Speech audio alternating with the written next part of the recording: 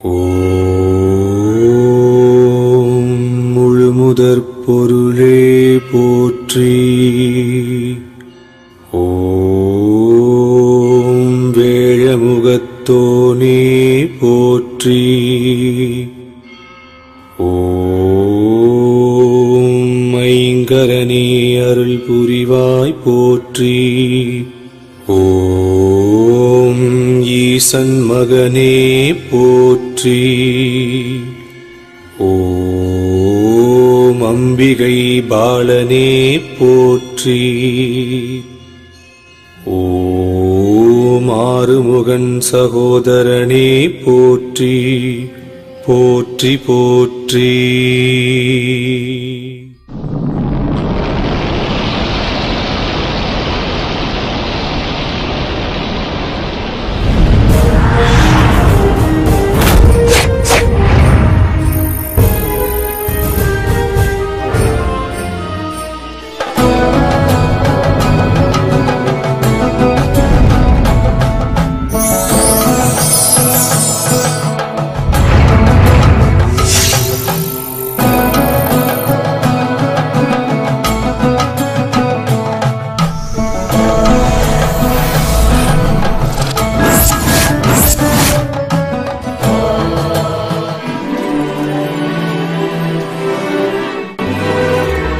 పరశురామ క్షేత్రం ఈనాటి కేరళ రాష్ట్రంలో అందమైన ప్రాంతంగా ఉండేది పందళ రాజ్యం.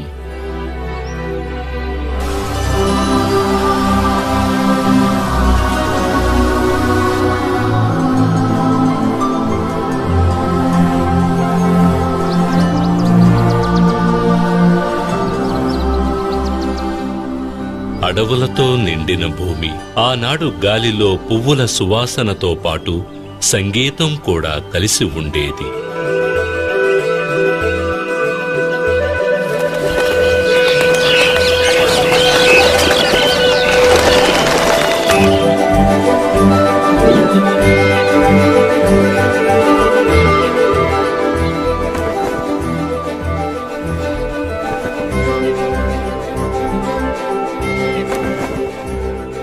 సూర్యుడు పందళ రాజ్యం పైన సున్నితమైన వేడి కిరణాలను మాత్రమే ప్రసరించేవాడు.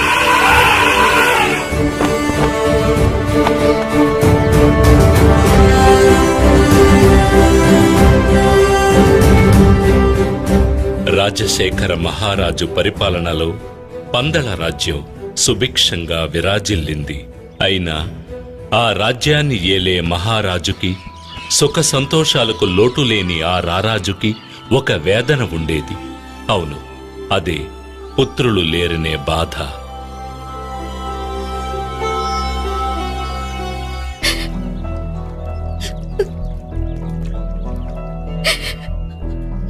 అది తలుచుకుని రోజూ కన్నీరు మున్నీరుగా విలపించే మహారాణి కోప్పెరుందేవిని ఎలా ఓదార్చాలో రాజశేఖర మహారాజుకి అర్థం కాలేదు.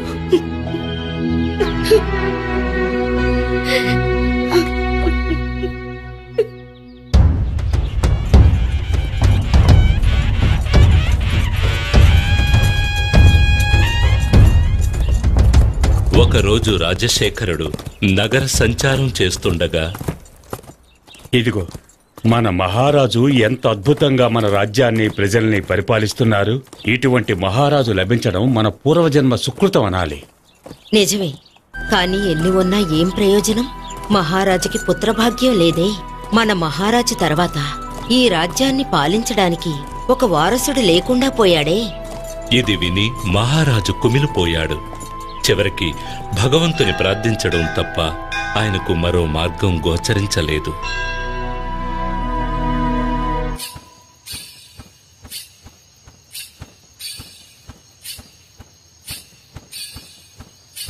అదే సమయంలో మహారాజుకి సంతానం లేనందుకు సంతోషంలో తేలిపోతున్న ఒక జీవి కూడా అదే రాజభవనంలో ఉన్నాడు. ఆయనే పందళ రాజ్యపు మహామంత్రి.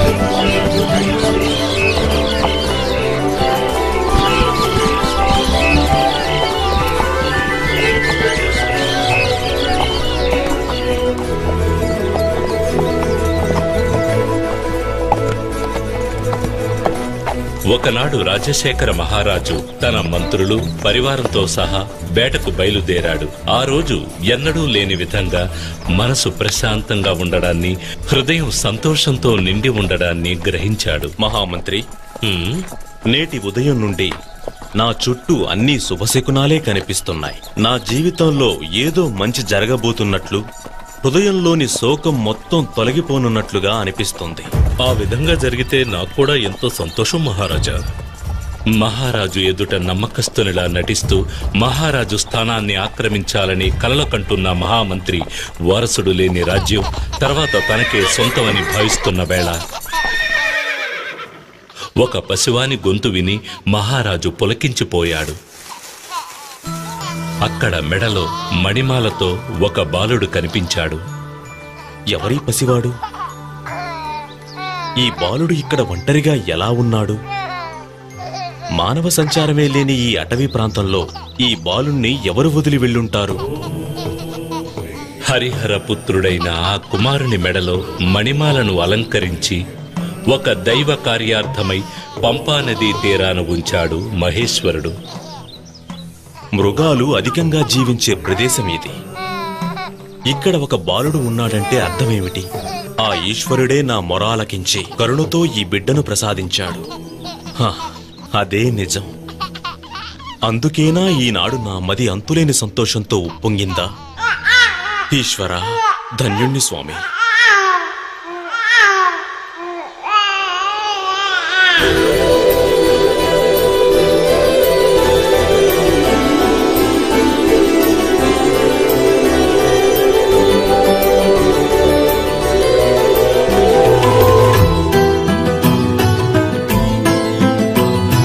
కలి నుంచి కాపాడే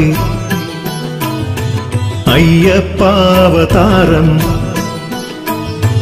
కలి నుంచి కాపాడే అయ్యప్పావతారం, వెలసెను పంపానది తీరం.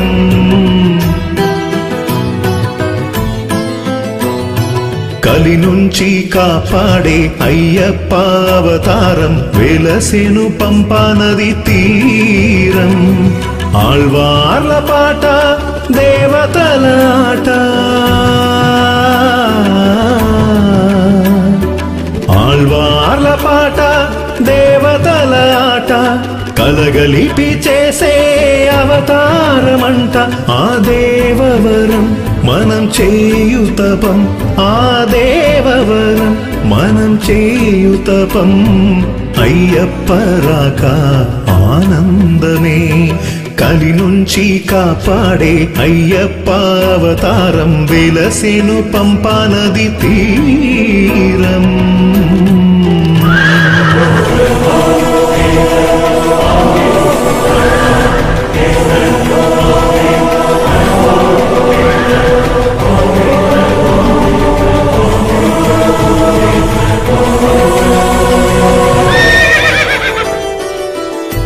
హరిహర సుతుని రాకతో విరిసెను వామనే, తన కృప మహిమతోనే సాగు ఈ లోకమే.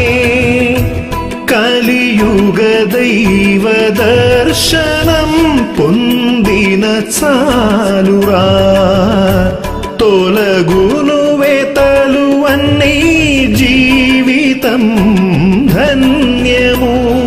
ప్రభవించు అయ్యప్ప తేజోవదనం, ఈ జన్మకి మరు జన్మకి దారే చూపు. ప్రభవించు అయ్యప్ప తేజోవదనం, ఈ జన్మకి మరు జన్మకి దారే చూపు. శరణాగతి కోరావంటే కరుణాకరుడే కరుణించులే, అయ్యప్ప రాక ఆనందమే. ఈ రాజ్య ప్రజలకు ఒక శుభవార్త. తమకు వరప్రసాదంగా లభించిన బాలునికి ఎంతో ఘనంగా నామకరణ మహోత్సవం జరిపించాడు మహారాజు.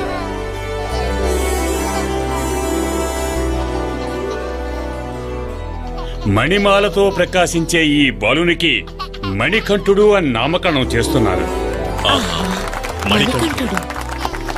అదే సమయంలో మన పందల యువరాజుకి అయ్యప్ప అనే పేరు కూడా పెడుతున్నాము. రాజ్యసభలోని వారందరూ తమ పందల రాజ్యాన్ని పాలించడానికి యువరాజు లభించాడని మహదానందం పొందారు.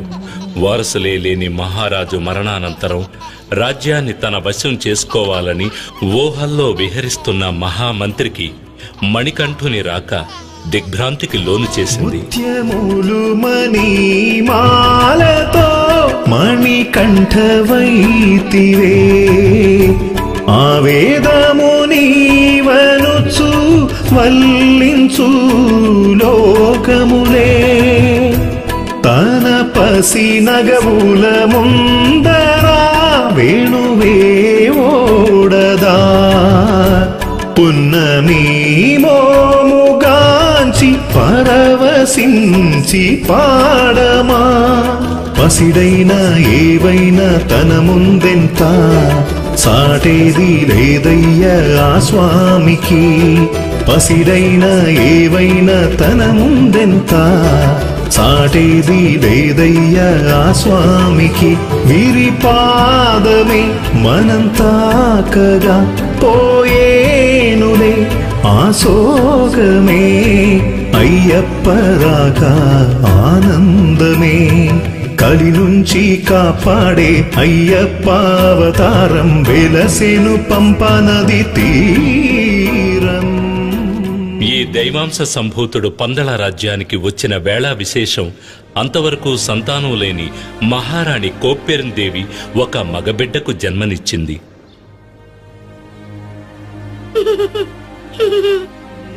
మణికంఠునికి విద్యాభ్యాసం చేయించే సమయం వచ్చింది. అతనిని గురుకులానికి పంపించాలి.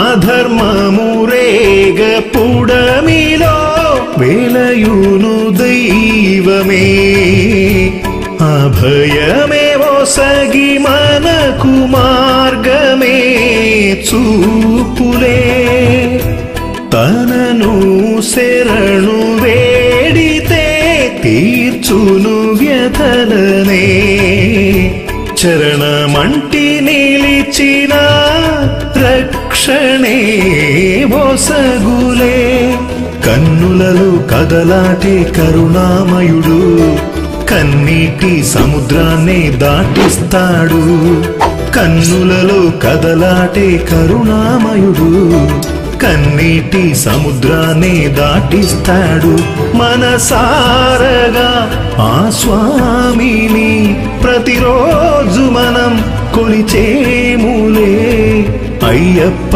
రాక ఆనందమే, కలి నుంచి కాపాడే అయ్యప్ప అవతారం వెలసెను పంపా నది తీరం.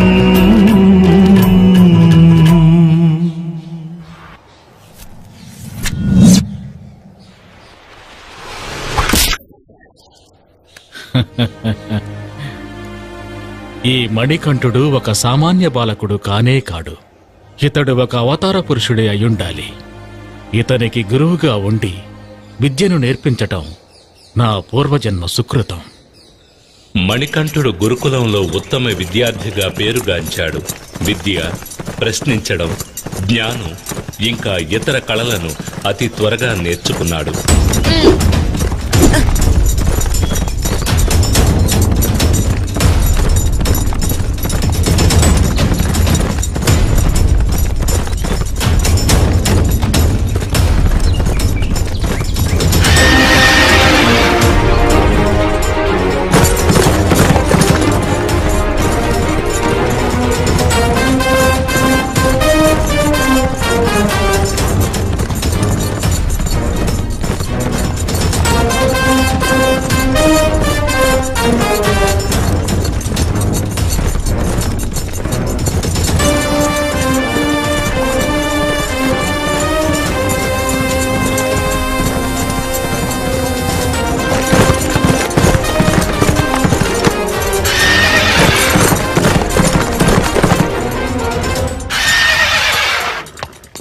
మణికంఠుడు రాజకుమారులకు అవసరమైన సకల అస్త్ర విద్యలను శస్త్ర విద్యలను శత్రువులను ధైర్యంగా ఎదుర్కొనడానికి వారిని అంతం చేయడానికి సహాయపడే కలరి వంటి మరెన్నో విద్యలలోనూ ఉత్తీర్ణుడయ్యాడు.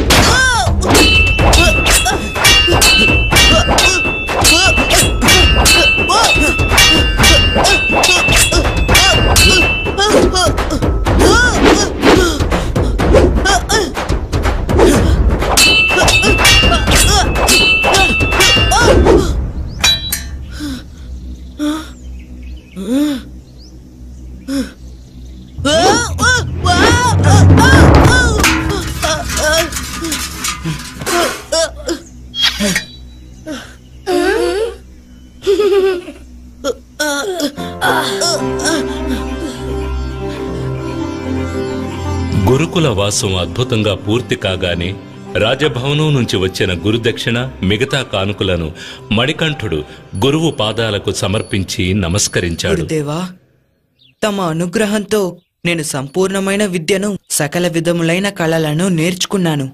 ఈ కానుకలతో పాటు గురుదక్షిణగా మరేదైనా కావాలంటే సెలవీయండి. మణికంఠ, నాకు నీవర్పించిన ఈ కానుకలకు ధన్యవాదాలు. కాని వీటిపై నాకు ఆసక్తి లేదు. నా మనసులో తీరని దుఃఖం ఒకటున్నది. అది నీవే తొలగించగలవు. గురుదేవా, తమ మనసులో నెలకొని ఉన్న దుఃఖం ఏమిటనేది నాకు తెలుసు. దానిని తొలగించేందుకు సరైన తరుణము ఇదే. పుట్టిన నాటి నుండి మాట్లాడే శక్తి లేనటువంటి తమ పుత్రుడిని నా ముందుకి తీసుకురండి. నేను చెప్పకుండానే నా మనోవేదనను గ్రహించావు.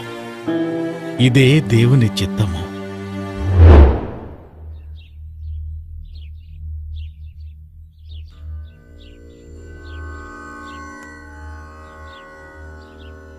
ఓం నమః శివాయ.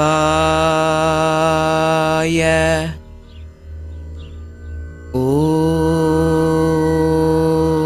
నమో నారాయణాయ. ఏది చెప్పు చూద్దాం. ఓం నమః శివాయ. అంతే, చెప్పు. ఓం నమో నారాయణాయ.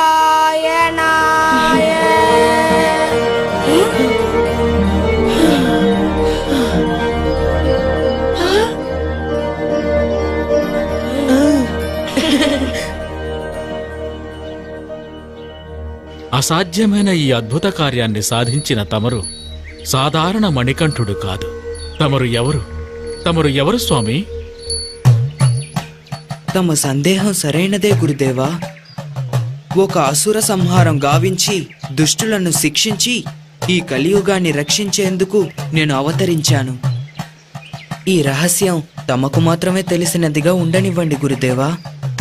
నా అవతార లక్ష్యం ముగిసిన పిదప నా దర్శనానికొచ్చే భక్తులకు ఉత్తరా నక్షత్రంగా నేను దర్శనమిస్తాను. ఇదే నేను తమకు ఇచ్చే గురుదక్షిణ. సెలవు గురుదేవా. గురుకుల వాసం పూర్తి చేసుకుని రాజభవనానికి తిరిగి వచ్చిన మణికంఠునికి ఆనంద బాష్పాలతో మహారాణి స్వాగతం పలికింది.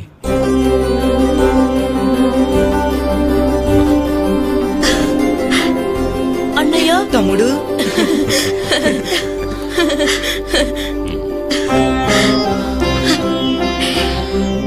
మణికంఠ, నా బిడ్డ ఎంతగా ఎదిగిపోయాడు, ఎంత అందంగా ఉన్నాడు. తెలివిలో మాత్రం తక్కువ ఏంటి? నా బిడ్డకి నా దృష్టే తగిలేలా ఉంది. ఆ విధంగానే జరిగింది. ఆ తల్లి బిడ్డల అనుబంధం పైన విధి దృష్టి పడింది.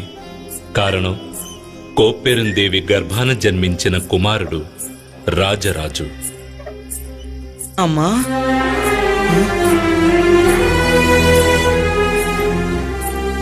ఇది గమనించిన వంచకుడైన మహామంత్రికి సంతోషం కలిగింది. కారణం, దుష్టుడైన మహామంత్రి దైవాంశ సంభూతుడైన అయ్యప్పను సమీపించినప్పుడల్లా ఏదో తెలియని భయానికి గురయ్యేవాడు. తాను మహారాజు అయ్యే అవకాశం చేజారిపోయినా మణికంఠుడు మాత్రం సింహాసనాన్ని అధిష్ఠించడానికి వీల్లేదని నిర్ణయించుకున్నాడు. అందుకోసం ఎన్నో కుట్రలు కుతంత్రాలు పన్నాడు. అందులో ఒక భాగంగా మణికంఠుడు తాగవలసిన పాలలో విషాన్ని కలిపాడు.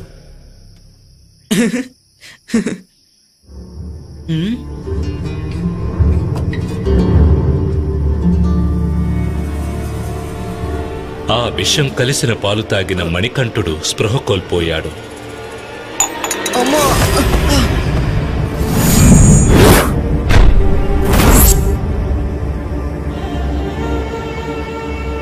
వెంటనే రాజవైద్యులందరూ కలిసి మణికంఠుని కాపాడేందుకు ఎన్నో రకాల వైద్యాలు చేసినా అది సాధ్యం కాక తప్పించారు. ఆ సమయంలో పరమేశ్వరుడు వైద్యుని రూపంలో అంతఃపురానికి వచ్చాడు.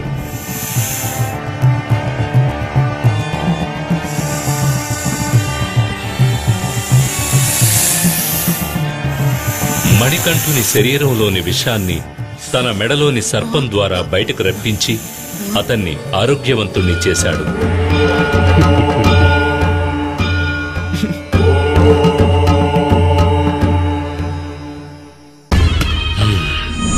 ఈ పథకం కూడా విఫలమైపోయింది. మరో పథకం ఆలోచించాలి. ఇదే సమయంలో రాజశేఖర మహారాజు మణికంఠుని యువరాజ పట్టాభిషేకానికి ఏర్పాటు చేయాలని భావించాడు. సభలోని పెద్దలారా, మేము విశ్రాంతి తీసుకొని కాలము ఆసన్నమైనదని తామెల్లరకూ తెలిసిన విషయమే. కనుక మణికంఠునికి యువరాజుగా పట్టాభిషేకం చేయాలని మేము నిర్ణయించుకున్నాం. అప్పుడే కొంతకాలం తరువాత అతడు మహారాజుగా సింహాసనాన్ని అధిష్ఠించడం ఉచితంగా ఉంటుంది.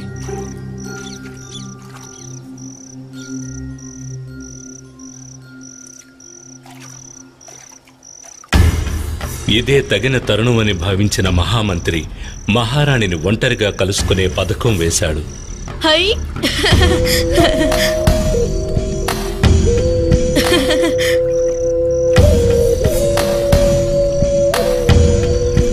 ప్రణామాలు మహారాణి.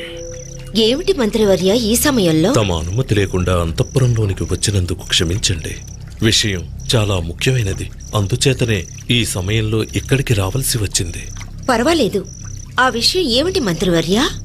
కొద్ది కాలంగా తమ మనసును వేధిస్తున్న విషయం గురించి నాకు తెలుసు. ఇక ఈ రాజ్యాన్ని పరిపాలించేందుకు మీకు జన్మించిన కుమారుడే కదా నిజమైన వారసుడు.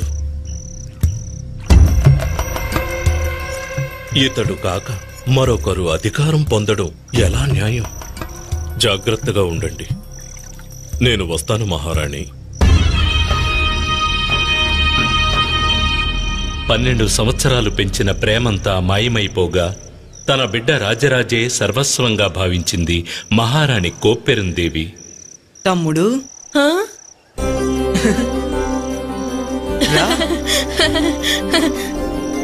అన్నయ్య,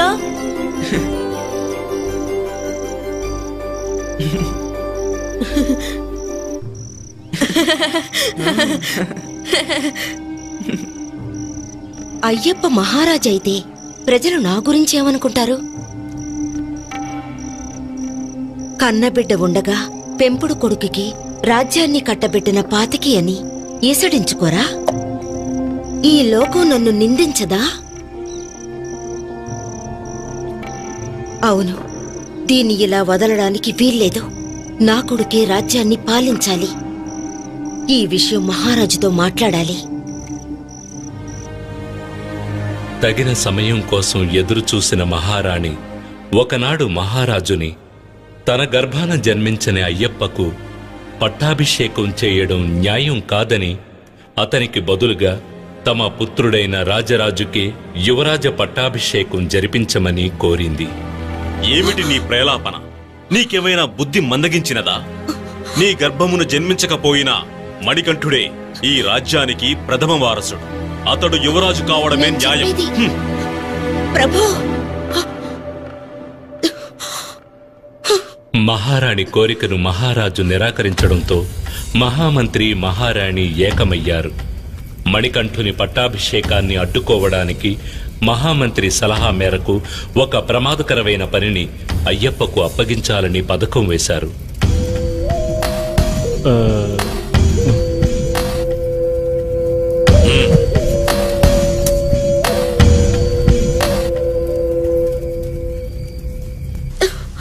పథకం ప్రకారం కోప్పెరందేవి విపరీతంగా తలనొప్పి వచ్చినట్టు నటించింది. అమ్మా, నొప్పి భరించలేకున్నాను ప్రభు, నొప్పి భరించలేకున్నాను, తట్టుకోలేకపోతున్నాను. మహారాజా, మహారాణి వారికి ఏర్పడిన ఈ తలనొప్పి ఎంతో భయంకరమైనది. అడవికెళ్లి పులిపాలు తీసుకొస్తే మాత్రమే ఇది నయమవుతుంది. ఆ పాలలో నా వద్ద ఉన్న మూలికలను కలిపి ఒక ఔషధం తయారు చేసి ఇస్తాను, వ్యాధి నయమవుతుంది. అలాగా? పులిపాలు ఎలా దొరుకుతాయి? ఎవరు తీసుకొస్తారు?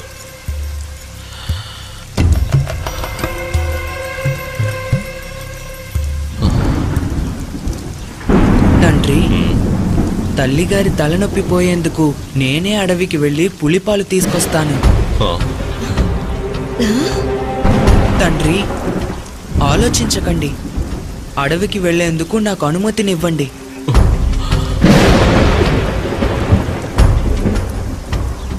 అయ్యప్ప దృఢమైన మాటలలోనూ స్థిరమైన చూపులోనూ దైవత్వాన్ని గ్రహించిన పందలరాజు అయ్యప్ప అడవికి వెళ్లేందుకు అనుమతినిచ్చాడు. ఇది విన్న మహారాణి కోప్పెరందేవి మహామంత్రి తమ పథకం నెరవేరబోతోందని పొంగిపోయారు.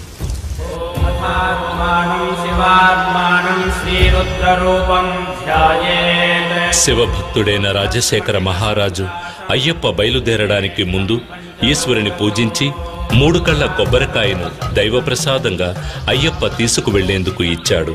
దానితో పాటు కొన్ని ఆహార పదార్థాలు పెట్టి దాన్ని ఇరుముడిగా అయ్యప్పకు ఇచ్చి పంపించాడు.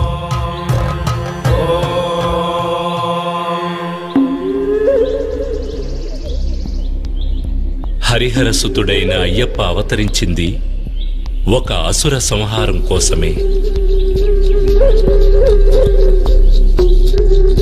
ఎటువంటి దైవాంశ సంభూతిని రాకకు కారణం రాక్షసి మహిషముఖి. మహిషముఖి అసుర కులానికి అధినాయకి. ఆకారంలోనే కాదు, ఆలోచనలలోనూ ఆమె అత్యంత క్రూరురాలు. చూసేవారికి ఒళ్ళు గగురు పొడిచేంత భయంకరంగా ఉండేది.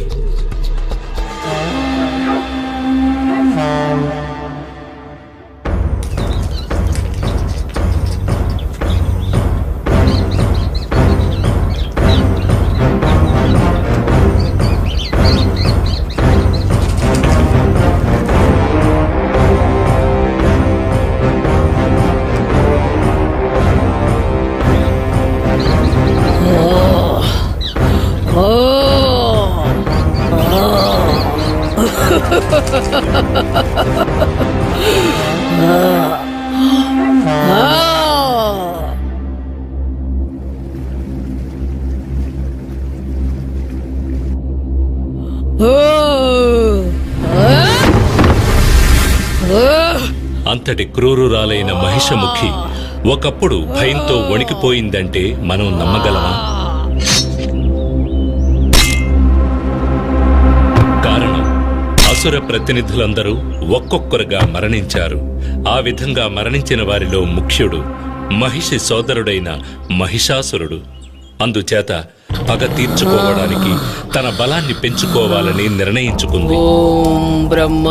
తన సోదరుని పరిస్థితి తనకు రాకుండా ఉండడం కోసం బ్రహ్మదేవుని ప్రార్థించి కఠిన తపస్సు చేసింది. అందుకొరకు చుట్టూ అగ్ని రగిల్చి ఆ అగ్ని జ్వాలల మధ్య నిలిచి తపస్సు చేసింది. ఆమె నిశ్చయం స్థిరమైంది. మరణం లేని దేవతల వలె అసురులు కూడా కలకాలం జీవించాలి, ఆ తరువాత దేవతల అంతం చూసి ఆనందించాలని కోరుకుంది మహిషముఖి. ఆమె కోరుకున్నట్టే జరిగింది. ఆమె కఠోర తపస్సు వల్ల ఏర్పడిన వేడి బ్రహ్మలోకం వరకు చేరగా బ్రహ్మ మహిషముఖికి సాక్షాత్కరించాడు.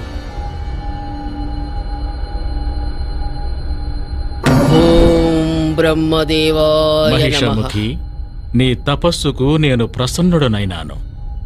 కళ్ళు తెరు. ప్రణామం చతుర్ముఖ. నా కోరికను మన్నించి నాకు సాక్షాత్కరించినందుకు ధన్యవాదములు. మంచిది మహిషముఖి, నీకు ఏం వరం కావాలో కోరుకో.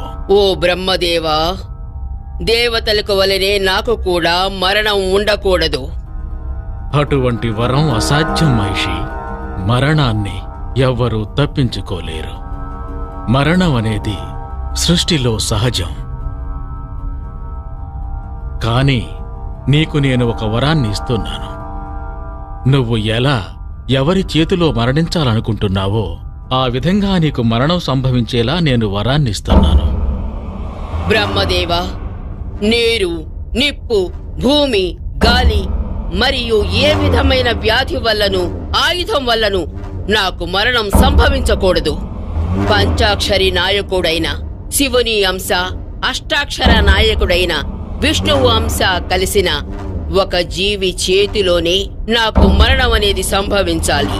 ఆ విధంగా దైవాంశతో జన్మించిన ఒక మానవుడు కూడా ఒక బాలకునిగానే ఉండి తీరాలి. నీవు కోరిన వరాన్ని ప్రసాదిస్తున్నాను మహిషముఖి. ఆయుష్మాన్ భవ.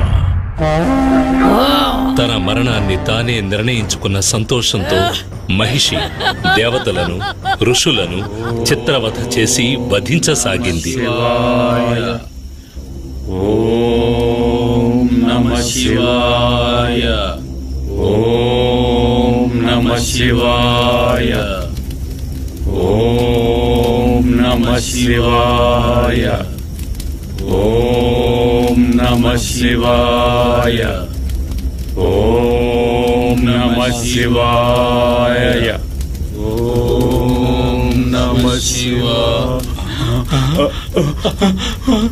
ఏమిటిది?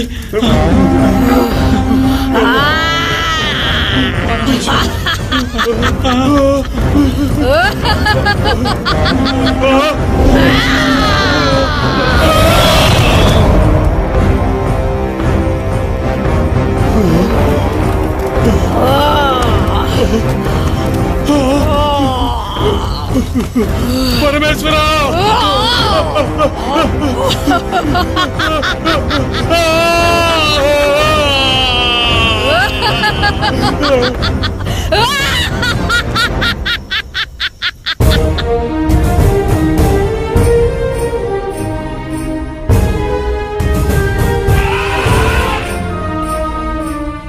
ఇక్కడ ఇంకొక సంఘటన గురించి ప్రస్తావించడం ఉచితంగా ఉంటుంది.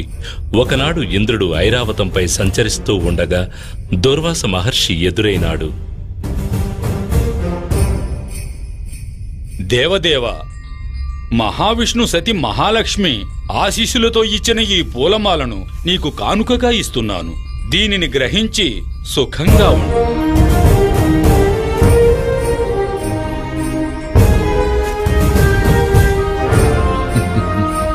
ఇంద్రుడు ఎంతో నిర్లక్ష్యంగా ఏనుగుపైన కూర్చుని ఆ పూలమాలను ఐరావతం యొక్క మస్తకంపైకి విసిరాడు. ఐరావతం అతన్ని మించిన అహంకారి. తన తొండముతో ఆ పూలమాలను నేలపైకి విసరడంతో ఆగకుండా తన కాలితో దాన్ని తొక్కి చిన్నాభిన్నం చేసింది. ఎంత పని చేశావు దేవేంద్ర! ఇక నీతో పాటు నీ దేవతలందరూ మానవుల వలె ముసలితనాన్ని పొంది అవస్థపడుతురుగాక.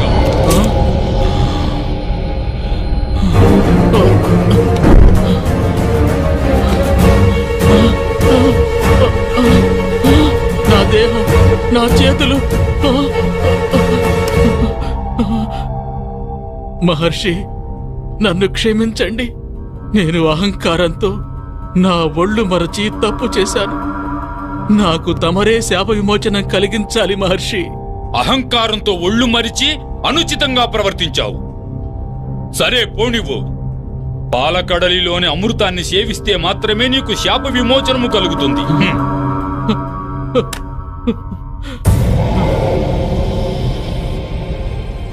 ఈ సమయంలో మహిషముఖి దేవతలతో యుద్ధం చేసి ఇంద్రలోకాన్ని కైవసం చేసుకుంది.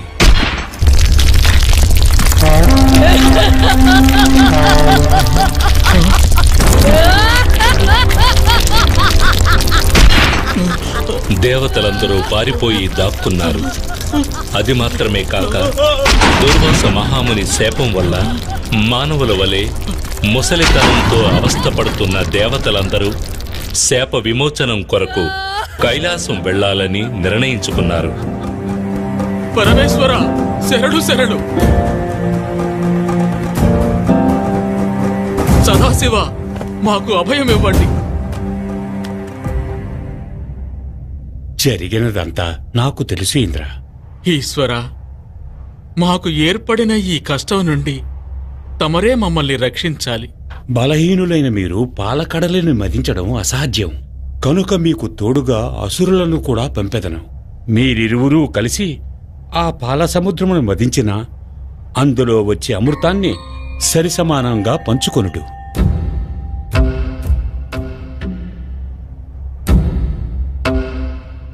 నా ఆజ్ఞానుసారం మీరు కూడా దేవతలతో కలిసి పాలకడలని మదించండి.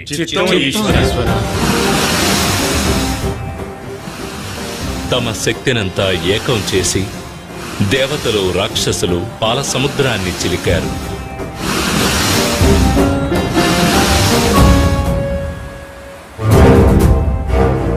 అప్పుడు లభించిన అమృతాన్ని రాక్షసులు తీసుకుని వెళ్లిపోయారు.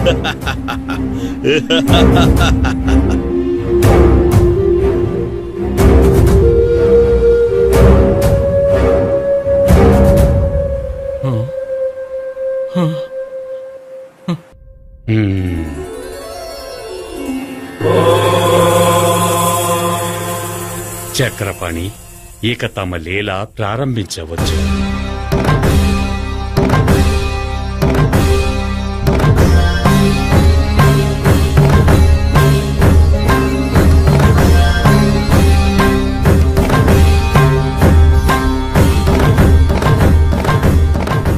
అసురుల బలహీనతను గ్రహించిన మహావిష్ణువు అందమైన మోహిని అవతారాన్ని ధరించాడు.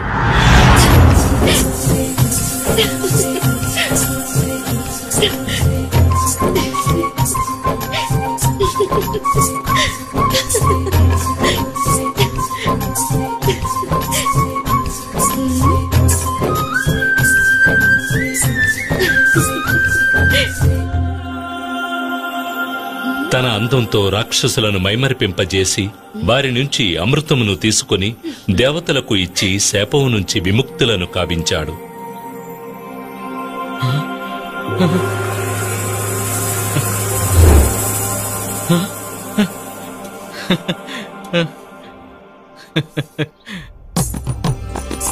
అందమైన మోహిని రాక ఒక కొత్త అవతారానికి నాంది అని గ్రహించిన పరమేశ్వరుడు మోహినిని చూశాడు.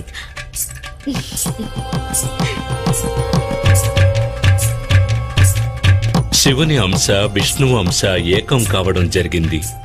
తత్ఫలితంగా జ్యోతి స్వరూపుడైన అద్భుతమైన మగబిడ్డ జన్మించాడు. ఆ దైవాంశ సంభూతుడే రక్కసిని అంతం చేసేందుకు అవతరించిన మణికంఠుడు.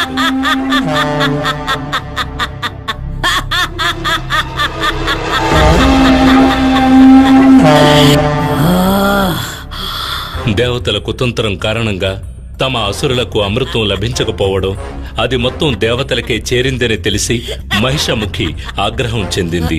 ఆ కోపంతో ఆ రక్కసి అడవిలోని మునులను మరింత వేధించడం ప్రారంభించింది.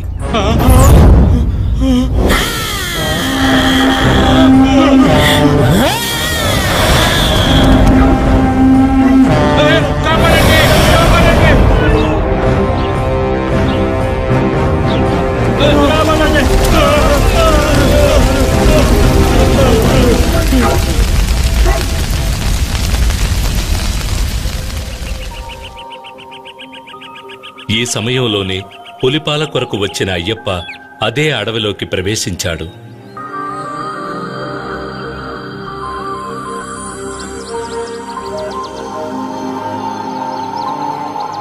వెలుగు జొరబడలేని అడవిలోకి సూర్యుడు ప్రవేశించినట్టుగా ఉంది అయ్యప్ప రాక.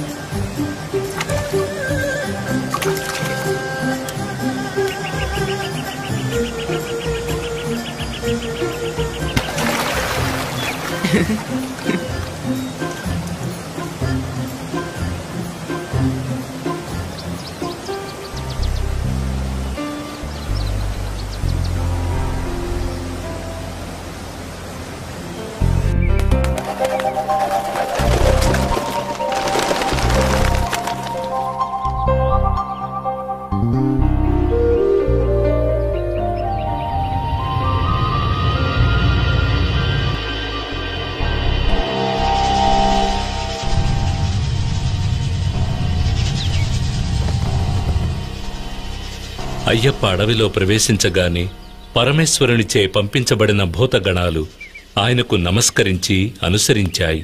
దేవేంద్రునితో పాటు దేవతలు కూడా అయ్యప్పకు తోడుగా వచ్చారు. అయ్యప్ప రాక గురించి మహిషికి తెలిసింది. అతనిని అంతం చెయ్యదలచి యుద్ధానికి సిద్ధమయ్యింది. తనని ఎదిరించేందుకు ఒక బాలకుడు రావడం చూసి ఆ రక్కసి నవ్వింది.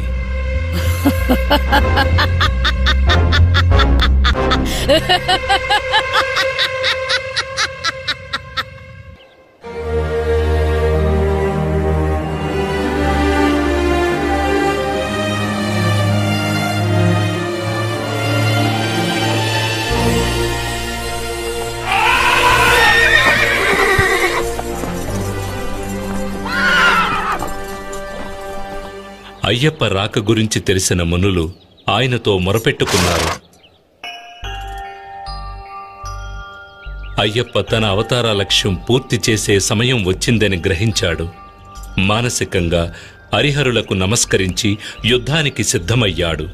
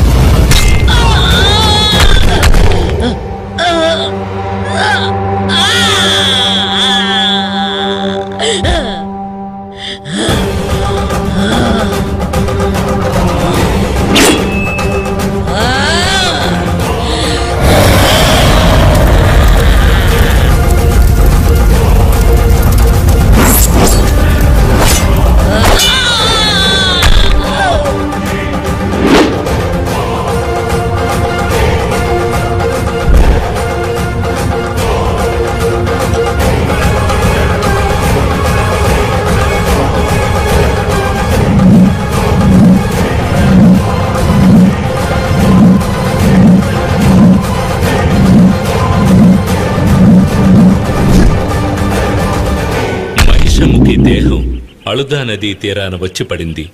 ఆమె తిరిగి లేచేలోగా అయ్యప్ప ఆమె వీపుపైకెక్కి వీరతాండవం చేసి ఆమెను సంహరించాడు.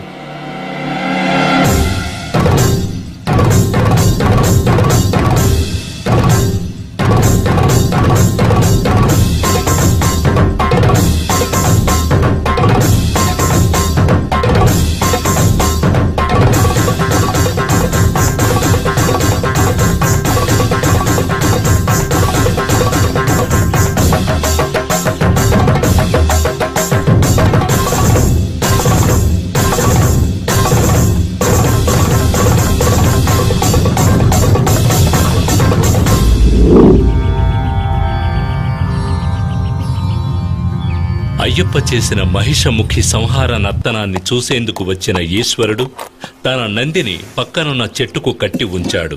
అందుచేత ఆ స్థలం కాళే కట్టే అని పిలువబడుతున్నది.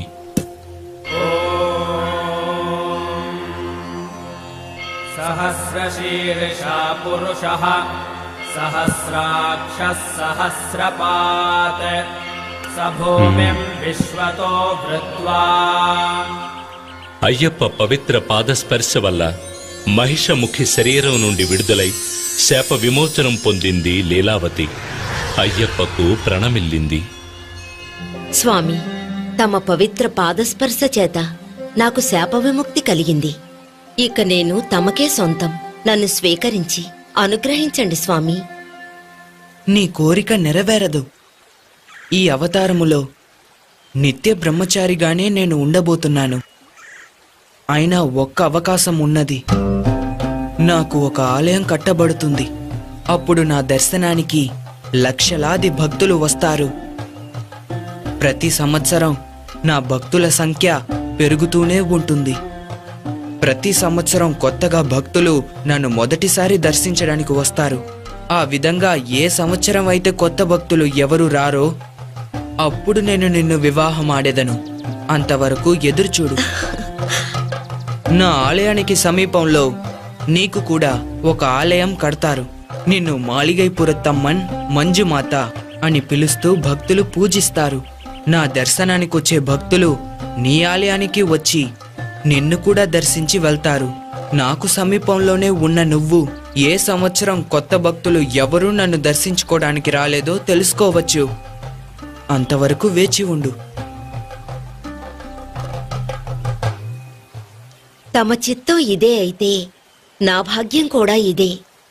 తమకు సమీపంలో నాకు ఓ ఆలయం కట్టించి నన్ను కూడా భక్తులు దర్శిస్తారని గౌరవాన్ని కల్పించిన దేవా, మీకు ప్రణామాలు.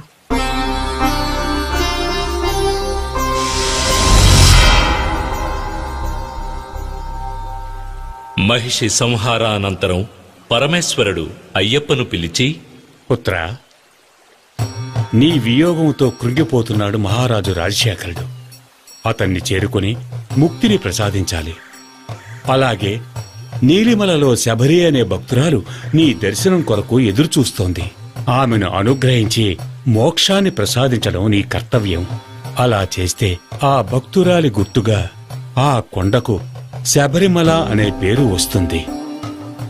అంతేకాదు, ఆ శబరిమల పైనే నీ ఆలయం నిర్మించబడుతుంది. ఆయుష్మాన్ భవ. మహిషముఖి దేహం నిర్జీవంగా ఉన్నప్పటికీ కొండలా పెరిగింది. అలాగే వదిలేస్తే సూర్య చంద్రాదులను కూడా కప్పివేస్తుంది అనిపించడం వల్ల అయ్యప్ప మహిషముఖి శరీరాన్ని పాతాళానికి తోసి రాళ్లతో కప్పివేశాడు.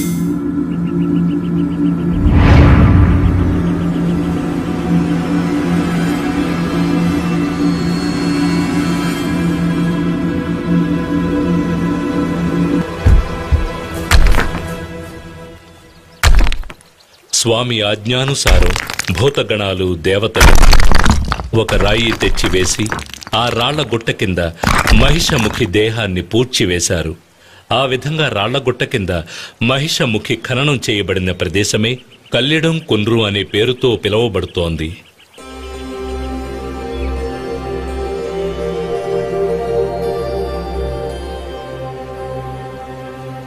దేవేంద్ర, ఈ సంహారం గావించిన నాకు ఇంకొక కర్తవ్యం ఉన్నది.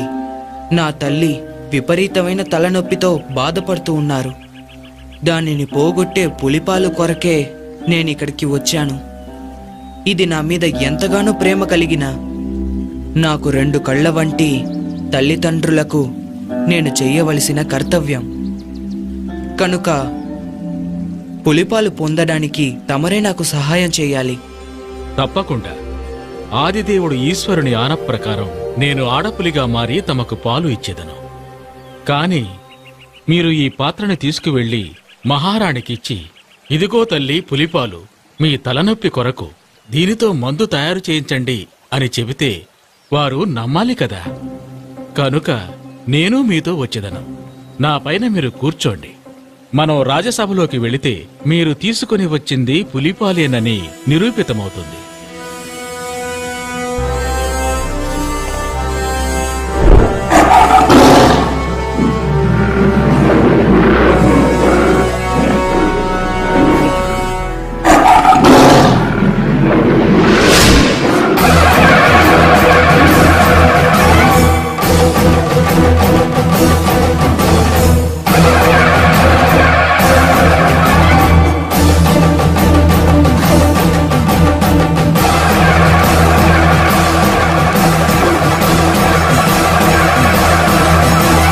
మహిషిముఖిని వధించి మణికంఠ స్వామపుడు పులినెక్కి వచ్చేను చూడు.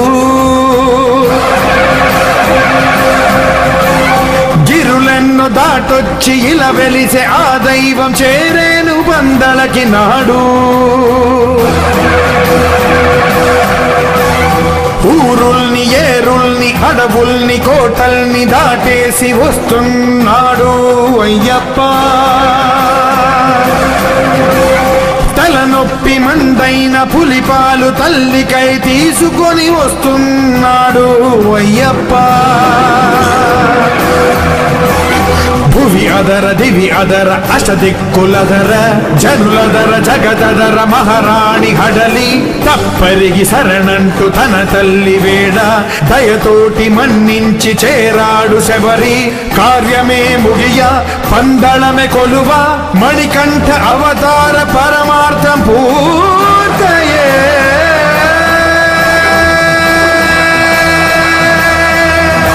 వీరాధివీరుడు పులిని వాహనంగా చేసుకుని మిగిలిన పులులన్నీ వెంటరాగా పందళ రాజ్యాన్ని చేరుకున్నాడు.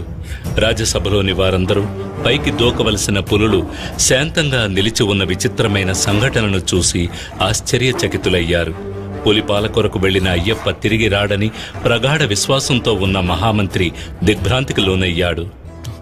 రాజశేఖర మహారాజు 2 చేతులు జోడించి నమస్కరించాడు. ఆయన కళ్లల్లో ఆనంద బాష్పాలు ఉప్పొంగాయి. తండ్రి, తల్లిగారి తలనొప్పి కొరకు ఇదిగో తీసుకొచ్చాను పులిపాలు. ఈ పాలు సరిపోవని వైద్యులు చెప్పినట్లయితే ఎంత కావాలన్నా తీసుకోవడానికి ఇదిగో ఈ పులులన్నీ నాతో వచ్చాయి. తాము భగవంతుని అవతారమేనని నేను గ్రహించాను. మేము ఏదైనా తప్పు చేసి ఉంటే మమ్మల్ని క్షమించి ఆశీర్వదించండి స్వామి.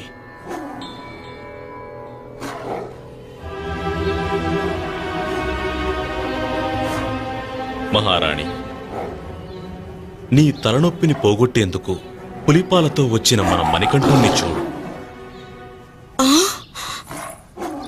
లాలించిన తల్లి ప్రేమకు పాలొసగిన తనయుడా స్వామి.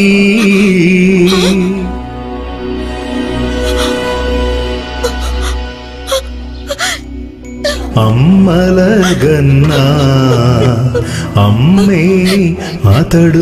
క్షమించు తండ్రి, నీవు దైవాంశ సంభూతుడవనే నిజాన్ని నా దురాశ వల్ల, నా అహంకారం వల్ల నేను గ్రహించలేకపోయాను. నన్ను క్షమించి రక్షించు పుత్ర, నన్ను క్షమించి రక్షించు. తల్లి, తాము నాకు నమస్కరించడమా? జన్మనివ్వకపోయినా నన్ను పెంచి పెద్ద చేసిన ప్రియమైన తల్లి మీరు. నా అవతార లక్ష్య సాధనకు నాకు సహాయం చేసిన వారు. ఇటువంటి సందర్భం కోసం నన్ను 12 సంవత్సరాలు పెంచిన మీ ప్రేమకి, ఆప్యాయతకి నేను ఏ విధంగా రుణం తీర్చుకోగలను? నాకు జీవితాన్నిచ్చిన దేవత కదా మీరు. సరే అయ్యప్ప, నీ అవతార లక్ష్యం ముగిసింది కదా, ఇక మా దగ్గరే ఉండిపోకూడదా? లేదమ్మా, ఈ అవతారంలో నేను నెరవేర్చవలసిన కర్తవ్యం ఇంకొకటి కూడా ఉన్నది. అది కలియుగంలో ప్రజల్ని సన్మార్గంలో నడిపించవలసిన ముఖ్య కర్తవ్యం. నాకంటూ ఒక స్థానాన్ని ఏర్పరచుకుని నేనక్కడే ఉండి భక్తులను అనుగ్రహించదల్చాను. తండ్రి, మీ రాజ్యంలోని ఏదో ఒక ప్రాంతంలో కొంత చోటివ్వండి. నేనక్కడే ఉండి ప్రజల కష్టాలు తీరుస్తాను. నాయనా, తమకు ఎంత చోటు కావాలో, ఎక్కడ కావాలో తీసుకోండి.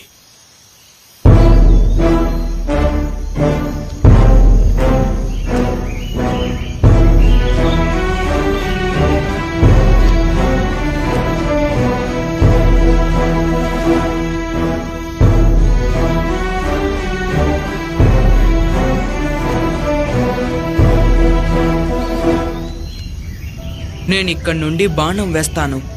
ఆ బాణం ఎక్కడికి వెళ్ళి పడుతుందో ఆ చోటే నాకు కావాలి. అక్కడ నా కోసం ఆలయాన్ని కట్టించండి. అక్కడ ఉండి కలియుగాన్ని నేను పరిరక్షిస్తాను.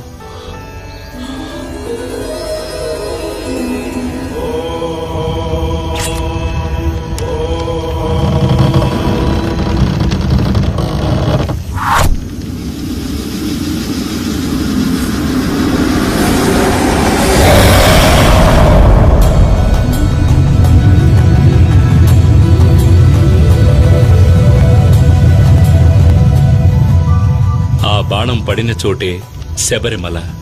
ఈ శబరిమలపైనే ఈనాటికి కలియుగ ప్రత్యక్ష దైవంగా, కరుణామూర్తిగా కొలువున్నాడు శబరిమల అయ్యప్ప.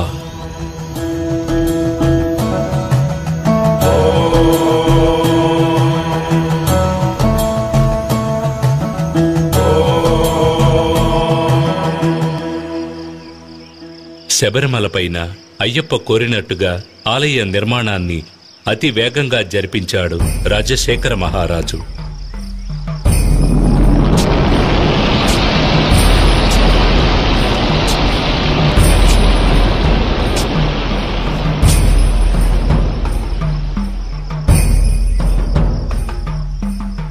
ఆ ఆలయంలో జీవిత తత్వాలను వివరించే విధంగా 18 మెట్లను కూడా ఏర్పరిచాడు. ఈ 18 పవిత్రమైన మెట్లు 18 కొండలకు, 18 మంది దేవతలకు, 18 తత్వాలకు ఆనవాలుగా ఉన్నాయి. 18 కొండలైన ఎంజిపారమల, కాళైకట్టిమల, పుదుచ్చేరిమల, కరిమల, తలైపారామల, దేవరమల, శ్రీపాదమల, మైలాడుమల, మాతంగమల, కాల్కిమల, సిట్రంబలమల, సుందరమల, నాగాంబలమల, గౌండమల, నిలక్కల్మల, నీలిమల, పొన్నాంబలమల, శబరిమల వంటి కొండలను 18 మంది దేవతలైన వినాయకుడు, శివుడు, పార్వతి, కుమారస్వామి, బ్రహ్మ, విష్ణు, రంగనాథుడు, కాళి, యముడు, సూర్యుడు, చంద్రుడు, కుజుడు, బుధుడు, బృహస్పతి, శుక్రుడు, శనీశ్వరుడు, రాహువు, కేతువు అనే దేవతలను 18 తత్వాలైన చూడడం, వినడం, సువాసన, రుచి, స్పర్శ, కామం, దురాశ, క్రోధం, లోభం, మోహం, మదం, మాత్సర్యం, డాంబికం, సాత్వికం, రాజసం, తామసం, విద్య, అవిద్య వంటి గుణాలను తెలియజెప్పే విధంగా స్వామి తత్వాధీనుడై ఉన్నాడని తెలియజెప్పడమే ఈ 18 మెట్ల ఉద్దేశం. ఆలయ నిర్మాణం పూర్తి కాగానే అయ్యప్పకు ఎటువంటి విగ్రహం ఏర్పాటు చేయాలనే సమస్య వచ్చింది. అప్పుడు పరశురాముడే తీసుకువచ్చిన శాస్తా విగ్రహమైన 2 కాళ్లను మడిచి కలిపిన యోగ పట్టముతో వందనము చేసిన రీతిన తత్వమసి అనే చిన్ముద్రతో కూడిన స్వామివారి రూపమే తగినది అని భగవంతుని ఆ శుభదినమున పరశురాముడు ధర్మశాస్త్రాను ప్రతిష్ఠించాడు. నాటి నుంచి ప్రతి సంవత్సరం మకర సంక్రాంతి నాడు అయ్యప్ప తన భక్తులకు దర్శనమిచ్చి పరిపాలిస్తున్నాడు. తద్వారా తన గురువుకిచ్చిన మాటని నిలబెట్టుకున్నాడు. తనని శరణు కోరిన వారికి సద్గతి లభిస్తుందని తెలియజేసే విధంగా కుడి చేతిని కుడి మోకాలపైన ఉంచి అభయహస్తంతో అనుగ్రహిస్తున్నాడు అయ్యప్ప. అంటే తనే శరీరం అన్నవారికి అభయమిచ్చే అద్భుత రూపమిది. బ్రహ్మచర్యాన్ని తప్పక పాటించాలి. ఈ అభ్యాసంతో మనసు పరిపక్వత చెందుతుంది. దీక్షలో ఉన్న భక్తులు ఉదయం సాయంత్రం పోతానే పోతా చెడు తలపు తుంచేసి అయ్యప్పకి నైపోసి వరం కోరి దయ కోరి పోతానే పోతా గురుస్వామి మెడలో వేసిన మణికటమాలే తుళ్ళుతూ ఆడి ఆ కలినే పోగొడుతుంది, స్వామి పాదం చేరుస్తుంది. చూడని వాసని మోమే చూడగా వెళ్తా, స్వామియే శరణం అంటూ ఘోషే చేస్తూ వెళ్తా. అయ్యప్ప అయ్యప్ప అయ్యప్ప శరణం పొన్నయ్యప్ప, సామియే అయ్యప్ప అయ్యప్ప అయ్యప్ప, సామియే అయ్యప్ప శరణం పొన్నయ్యప్ప.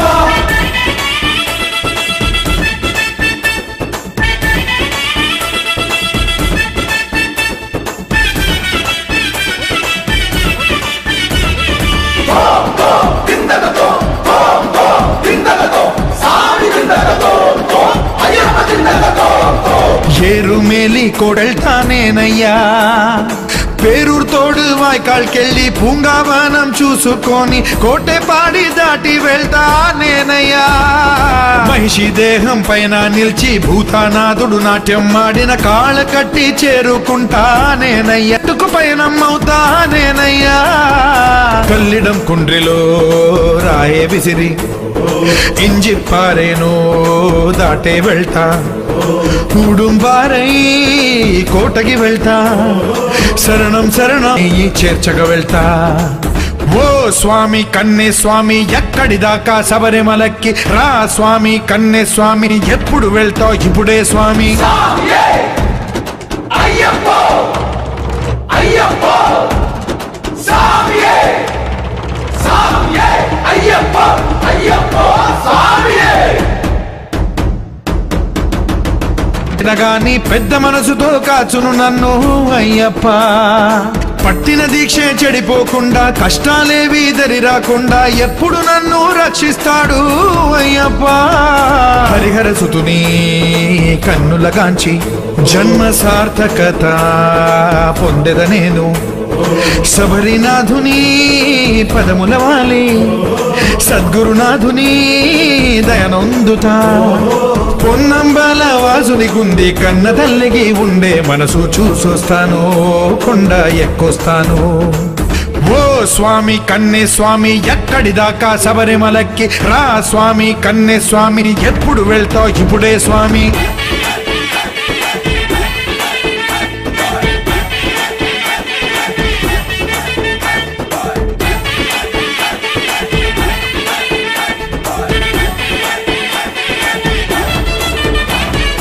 రామస్వామి లక్ష్మణస్వామి తండ్రికి నాడు తర్పణ మొసగిన తీర్థం కాదా పంపా నది అయ్యప్ప. పంపా నదిలో మునిగి లెచ్చి భిక్ష వేసి దీపం పెట్టి పాప ఫలమే కడుగుకుంటా అయ్యప్ప. పంపా నది తీరంలోని బొజ్జ గణపతికి టెంకాయ కొట్టి గుంజళ్ళేనే తీసి వెళ్తా అయ్యప్ప. నీలిమలై కొండను ఎక్కి నడకదారిలో ప్రయాణించి అపాచిమేడు దాడతా నేను అయ్యప్ప. శబరి తల్లి పీఠం చూస్తా, శరంగుత్తిలో శరంగుచ్చుతా, 18 మెట్లే ఎక్కేస్తాను, భగవంతుని కృపతో తరిస్తాను. ముద్రక కొబ్బరి నైతో నేను నయ్యభిషేకం చేయించేసి వేడుకుంటా, దయ కోరుకుంటా. ఓ స్వామి కన్నే స్వామి ఎక్కడి దాకా శబరిమలకి రా స్వామి కన్నే స్వామి. ఎప్పుడు వెళ్తావు చూడే స్వామి. ముడి మీద ముడి వేసి ఇరుముడిని తలనెట్టి ఎరుదాటి ఊరు దాటి పోతానే పోతా. చెడు తలపు తుంచేసి అయ్యప్పకి నైపోసి వరం కోరి దయ కోరి పోతానే పోతా. గురుస్వామి మెడలో వేసిన మణికటమాలే తుళ్ళుతూ అరణం అంటూ ఘోషే చేస్తూ వెళ్తా. సాయియే అయ్యప్ప అయ్యప్ప అయ్యప్ప, సాయియే అయ్యప్ప శరణం పొన్నయ్యప్ప. సాయియే అయ్యప్ప అయ్యప్ప అయ్యప్ప, సాయియే అయ్యప్ప శరణం పొన్నయ్యప్ప. అయ్యప్ప పులిపాల కోసం అడవికి వెళుతున్నప్పుడు ఆయన పెంపుడు తండ్రి రాజశేఖర మహారాజు పరమేశ్వరుడు తన పుత్రునికి తోడుగా ఉండే విధంగా ఆయనకు ఒక ముక్కంటి కొబ్బరికాయ, దానితో పాటు కొన్ని ఆహార పదార్థాలను ఇచ్చి పంపించాడు. దానిని అయ్యప్ప ఎరుముడులుగా కట్టి తనతో తీసుకువెళ్ళాడు. దాని తాత్పర్యమే మనం తీసుకువెళ్లే ఇరుముడులు. ఇరుముడి భక్తులు భక్తితో తలపై మోసుకు వెళ్లే ఇరుముడిలోని ముందు భాగంలో పసుపు, కుంకుమ, వడ్లు, అటుకులు, మాళిగ పొరతో అమ్మకు దీపం వెలిగించేందుకు బత్తి, నూనె, తర్వాత ముఖ్యమైన కానుకైన నేతి కొబ్బరికాయ, అంటే అయ్యప్పకు అత్యంత ప్రియమైన నైవేద్య పదార్థమైన ముక్కంటి కొబ్బరికాయను తీసుకుని ఒక కంటికి రంధ్రం చేసి అందులో ఉన్న నీటిని తొలగించి తర్వాత కొబ్బరికాయను స్వచ్ఛమైన నేతితో నింపి తీసుకువెళ్లేదే నేతి కొబ్బరికాయ. అయ్యప్ప హరిహరుల సంగమంతో జన్మించినవాడు. ఈ తత్వాన్ని నేతి కొబ్బరికాయ తెలియజేస్తుంది. కొబ్బరికాయకు 3 కళ్ళుంటాయి కనుక అది శివుని అంశగా భావించబడుతుంది. మహాలక్ష్మి శ్రీపతి హృదయంలో నివసిస్తుంది. ఆ విధంగా గోవు అంశ అయిన లక్ష్మీదేవిని తన హృదయంలో నిలుపుకున్న మహావిష్ణువుని అయ్యప్ప తల్లి అయిన మోహిని అవతారానికి ఆవు నెయ్యి ప్రతినిధి అవుతుంది. కనుక కొబ్బరికాయ, అందులో నింపబడిన నెయ్యి శివునికి విష్ణువుకి ప్రతిరూపాలు. తన తల్లిదండ్రులను గుర్తు చేసే ఈ ప్రసాదాన్ని స్వామికి నివేదించడం వల్ల ఆయన ఎంతో సంతోషిస్తాడు, భక్తులను అనుగ్రహిస్తాడు.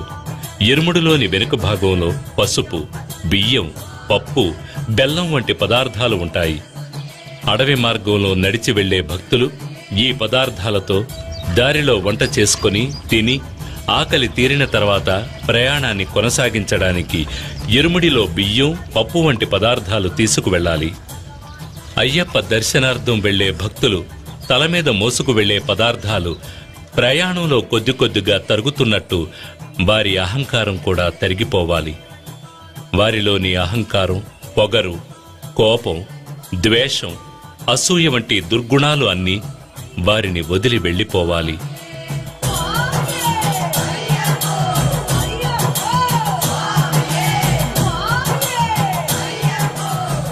శబరిమలపై ఉన్న అయ్యప్పని దర్శించడానికి భక్తులందరూ ఎరుమేలి అనే చోట ఒకటిగా చేరతారు.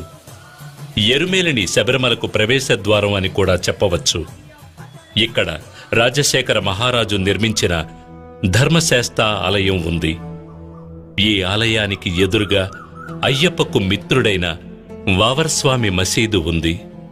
అయ్యప్ప భక్తులు వావర్స్వామికి నమస్కరించి అక్కడ ఇచ్చే విభూతి ప్రసాదాన్ని తీసుకుంటారు. ఈ ఎరుమేలిలోనే ముఖ్యమైన ఘట్టమైన పేటై తొళ్లలనే కార్యక్రమం జరుగుతుంది. అప్పుడు భక్తులు తమ మనసులోని చెడు ఆలోచనలను తొలగించుకునే ఉద్దేశంతో నాట్యమాడతారు. పేటేతుళ్లలు ముగిసిన తర్వాత అక్కడికి వచ్చే కన్యస్వాములకు ఒక కర్ర ముక్క, ఒక నల్లని నాడా ఇవ్వబడతాయి. ఎరుమేలిలో పేటేతుళ్లలు ముగించుకుని ప్రయాణాన్ని కొనసాగించే భక్తులు పెరుత్తోడు, కోటైపాడి అనే ప్రదేశాలను దాటి కాళైకట్టి అనే ప్రాంతానికి వస్తారు. ఈ కాళైకట్టి అనే ప్రాంతమే మహిషముఖి శరీరం పైన స్వామి నర్తించి తన విజయోత్సాహాన్ని చాటిన చోటు. ఆ నాట్యాన్ని చూడవచ్చిన పరమేశ్వరుడు తన నందిని అక్కడ ఒక చెట్టుకి కట్టివేయడం వల్ల ఆ ప్రాంతం కాళైకట్టి అని పేరుగాంచింది.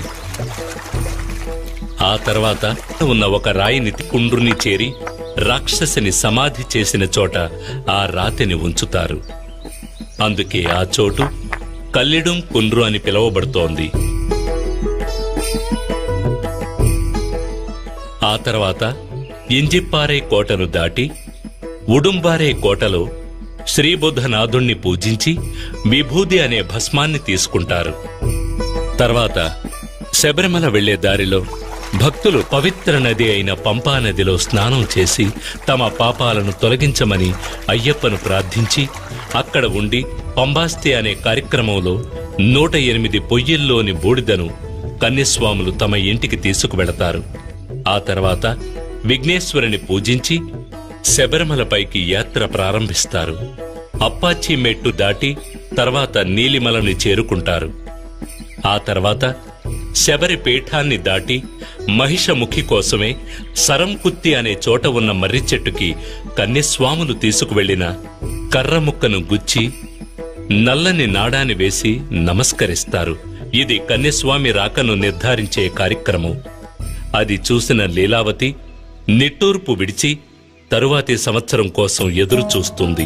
శబరిమలలో ప్రకటించే తత్వమసి విశ్వసాగోదీయం అని తెలియజేసే మహామంత్రం, ఆరాధనామూర్తి, ఆరాధకులు ఎంతో దేదీప్యమాన స్వామిగా కనిపించే దృశ్యం అత్యద్భుతమైన దృశ్యం. అడవి పువ్వులు, జలపాతాలు ప్రకృతి అందించిన వరప్రసాదాలు.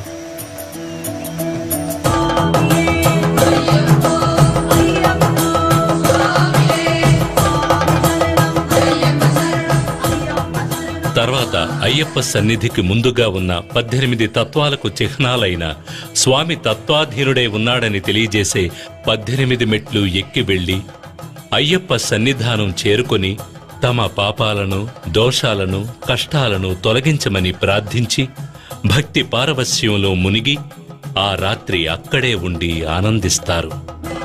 మరునాడు ఉదయం అయ్యప్పకు నెయ్యి అభిషేకం చేసి మాళిగపురత్తు అమ్మని దర్శించి తాము చేసిన పాపాలను తొలగించమని వేడుకుంటారు. మకర దీప పూజకి ముందు అయ్యప్ప స్వామి బంగారు ఆభరణాల పెట్టెను పందల రాజ్యం నుండి శబరిమలకు తీసుకువెళ్లేటప్పుడు ఆకాశంలో ఆభరణాల పెట్టెకు మార్గదర్శిగా గరుడు వెళ్లడం అనేది ఆశ్చర్యకరమైన విషయం. అయ్యప్ప యొక్క ప్రత్యేక అంశం బ్రహ్మచర్యాన్ని పాటించి వచ్చే భక్తులను అనుగ్రహించడం. అందుచేత 10 సంవత్సరాలు దాటిన ఆడపిల్లలు, 50 సంవత్సరాలలోపు మహిళలు అయ్యప్ప దర్శనం కోసం శబరిమలకు వెళ్లకూడదు. మండల పూజ ముగిసిన తర్వాత మకర దీప పూజ ప్రారంభమై మకర దీప పూజ ముగిసే నాడు మకర సంక్రాంతి పూజ జరుగుతుంది. ఆ సమయంలో తనని దర్శించుకోవడానికి వచ్చే భక్తులకు ఆకాశంలో ఉత్తర నక్షత్రముగా స్వామి అయ్యప్ప కనిపిస్తాడు. భక్తులు శబరిమలపై ప్రసాదంగా అమ్మబడే అరవణ పాయసం, అప్పాలు, నెయ్యి మొదలైనవి తీసుకుని తిరిగి పంపానదిని చేరుకుని తర్వాత తమ ఇళ్లకు వెళ్లిపోతారు. తమ ఇంటిలో తాము తీసుకువచ్చిన పూజా సామగ్రిని పూజగదిలో పెట్టి అయ్యప్పని మనసారా ప్రార్థించి గురుస్వామి సహాయంతో మాలను తీసివేసి దీక్షను ముగిస్తారు. స్వామియే శరణమయ్యప్ప.